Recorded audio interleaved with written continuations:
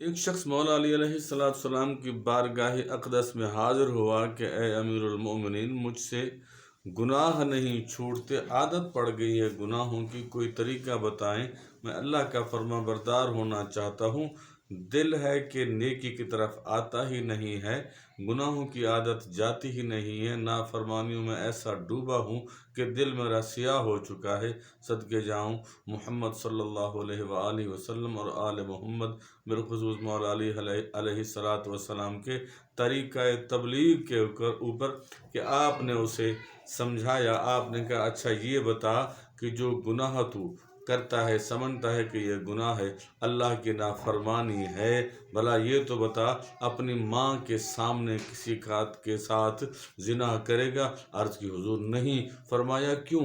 فرمایا ماں سے حیا آتی ہے۔ فرمایا باپ کے سامنے کرے گا؟ نہیں حضور نہیں امام، ماں سے بھی حیا آتی ہے۔ فرمایا بہن کے سامنے کسی غیر محرم عورت کے ساتھ زنا کرے گا؟ عرض کی حضور نہ، بالکل نہ، بہن کا حیا آتا ہے، بڑے بھائی کے سامنے جہاں پہ تیری عزت احترام ہے، لوگوں کے سامنے بڑا تو باعزت بنتا ہے، اور اکیلے پن میں اللہ کی نافرمانی کرتا ہے، کہ یہ تو بتا جن لوگوں میں تو اٹھتا بیٹھتا ہے، عزت احترام ہے تیرا، وہاں پہ ان کے سامنے گناہ کرے گا، زنا کرے گا؟ عرض کی حضور بالکل نہیں کروں گا۔ تو آپ نے فرمایا اچھا یہ بتا کہ اللہ کے بارے میں کیا خیال ہے، اور یہ تو بتا کسی سمجھدار بچے کے سامنے، 7 سال کا بچہ سمجھدار ہوتا ہے، اس کے سامنے اللہ کی اس کے سامنے یہ زنا کرے گا؟ کہا صحیح نہیں کروں گا، چوری بھی نہیں کروں گا، زنا بھی نہیں کروں گا۔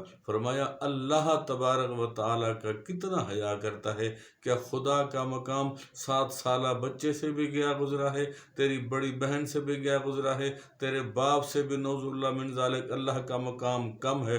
تڑپ کے آپ کے قدموں میں گرا کہ حضور میں یہی تو چاہتا تھا کہ اے امیر المومنین، اے امام المسلمین، مجھے بتائیں کہ میں گناہ کیسے چھوڑوں؟ تو آپ نے اس کے دل کے اوپر یہ نکتہ بٹھایا، یہ بات بٹھا دی کہ جب کوئی نافرمانی والا کام، زنا والا کام، شراب والا کام لوگوں کے سامنے اس لیے نہیں کرتا کہ لوگ کیا کہیں گے، لوگوں کا حیا کرتا ہے، اور تو کیا خدا کا حیا نہیں کر سکتا؟ کیا اللہ کا مقام لوگوں سے گیا گزرا ہے؟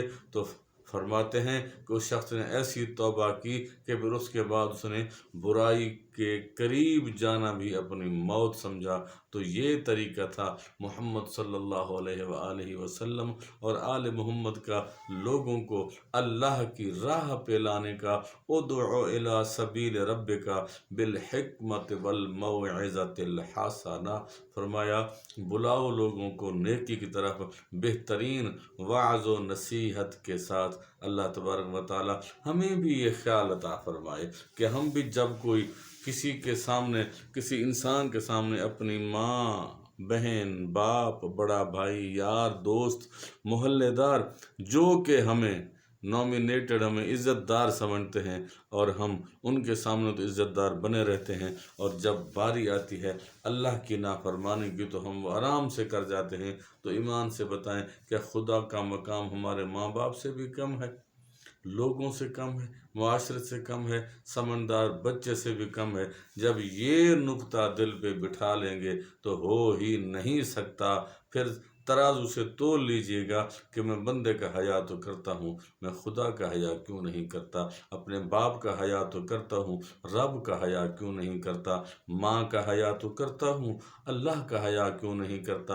دوست کا حیا تو کرتا ہوں، سونے رب کا حیا کیوں نہیں کرتا؟ اور وہ رب جس نے دیکھنے کے لیے آنکھیں دی، سننے کے لیے کان دیے، بولنے کے لیے زبان دی، سوچنے کے لیے دماغ دیا، اولاد دی، مال دیا، تمام کائنات کا ذرہ ذرہ دیا، کم از کم اتنا تو حیا کر لوں، کم از کم اتنا تو حیا کر لوں، اتنا تو حیا کر لوں کہ اللہ کی دی ہوئی نعمتیں اگر اس کے فرما برداری میں استعمال نہیں کرتا تو کم از کم اس کی نافرمانی میں بھی استعمال نہ کروں۔ اللہ تبارک و تعالی رشد و ہدایت نصیب فرمائے۔ رمضان المبارک کے صدقے آمین ثم آمین۔